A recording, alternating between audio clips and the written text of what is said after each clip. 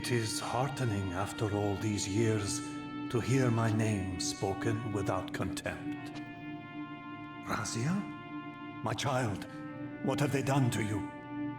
I have been dragged through hell and back. All it seems to reach this moment. But I don't yet know why. For thousands of years I have waited, alone here, losing faith. At the time of the binding, 9 guardians were called to serve the pillars, and I was summoned as the 10th guardian, the keeper of the Reaver, the weapon of our salvation. Over time, our race died out, until I alone remained, sustained only by my obligation to you and by my guardianship of the blade. And the other 9? Why did their guardianship not sustain them?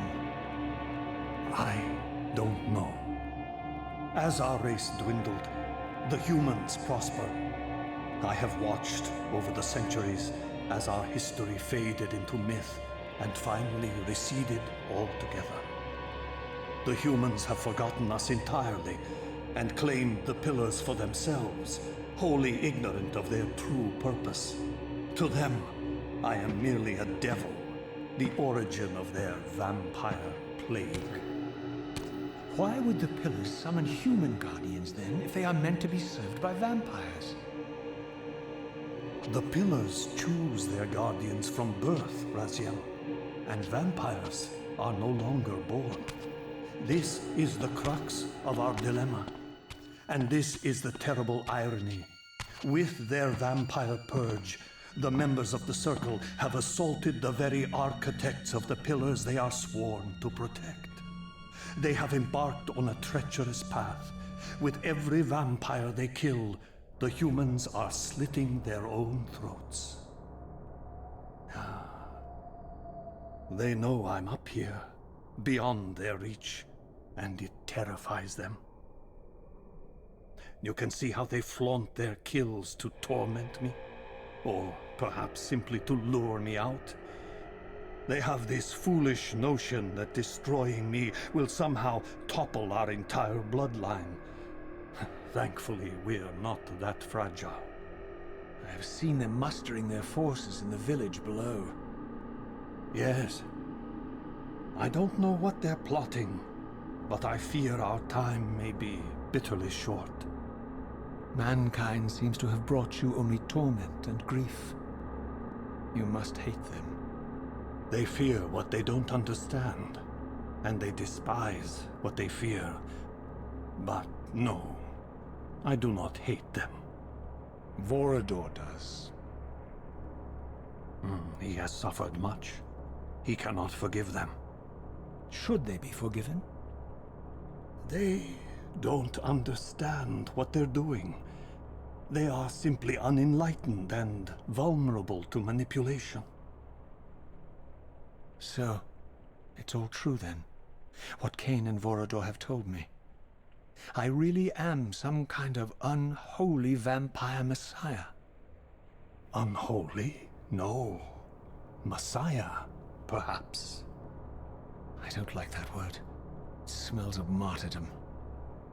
Raziel, your role in this world's destiny is more crucial and more benevolent than you've allowed yourself to believe.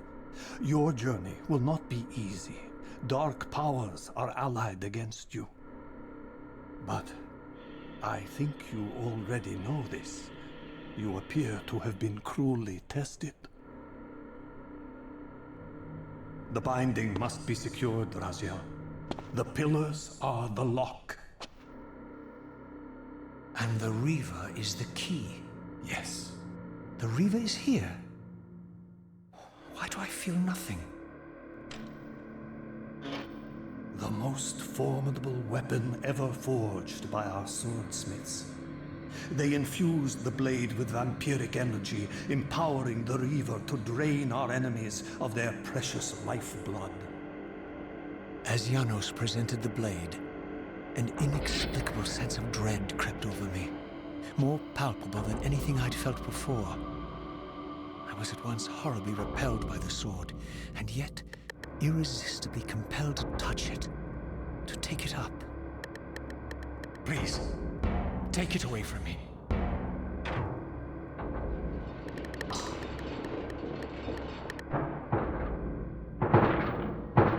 I fear you have been followed.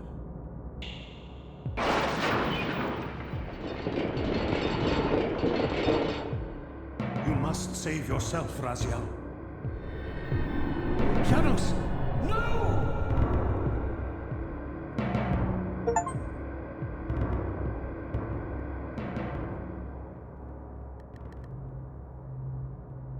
My surroundings whirled sickeningly, and I found myself transported safely away from the ambush to an adjacent chamber. Janos had delivered me from the Sarafan, selflessly forfeiting his own safety to preserve my life. And now I feared that my newfound mentor would be slaughtered by the very crusaders I had so recently revered.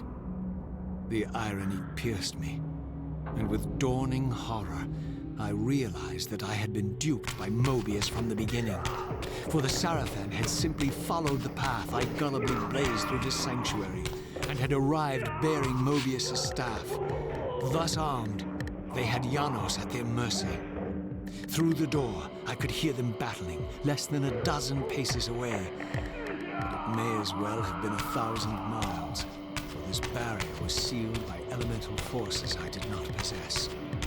It seemed Janos had conveyed me into the heart of the fire shrine. I thought perhaps if I could galvanize the forge and imbue the Reaver in time, I might have a slim chance of saving Janos from his grisly fate.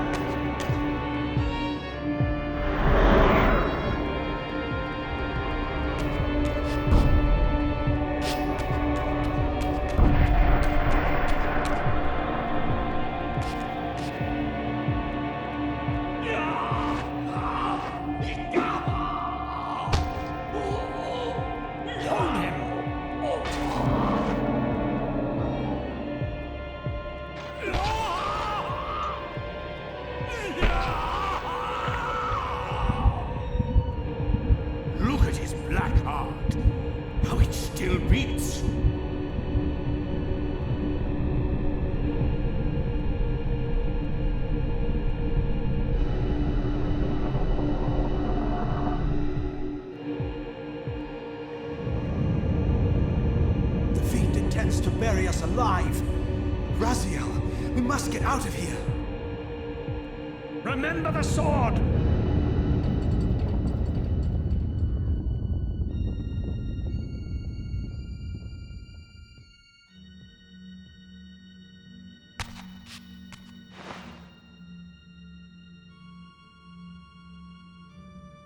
Forgive me.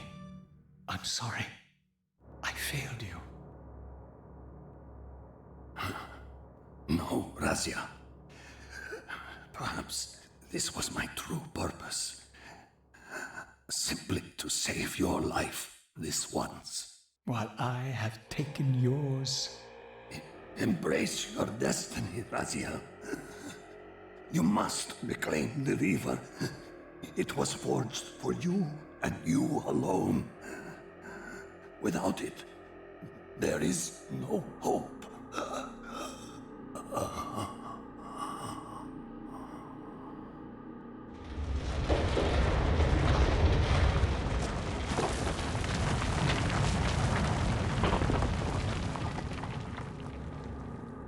As I backed away from Janos' body, I was overwhelmed by a sense of self-loathing so deep I could barely contain it.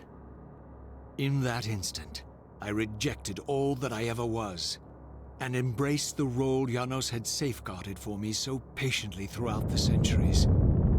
I knew then what I had to do, the task for which I was uniquely prepared. I would pursue the Sarafan dogs to their loathsome fortress and avenge Janos Audron's murder.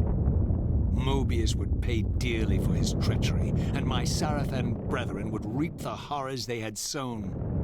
I would retake the stolen Reaver, which was rightfully mine. And finally, when all these debts had been paid, I would reclaim Janos Audron's heart from their filthy, unworthy hands. If the heart was truly imbued with the power to restore vampiric unlife, its highest purpose was clear to me.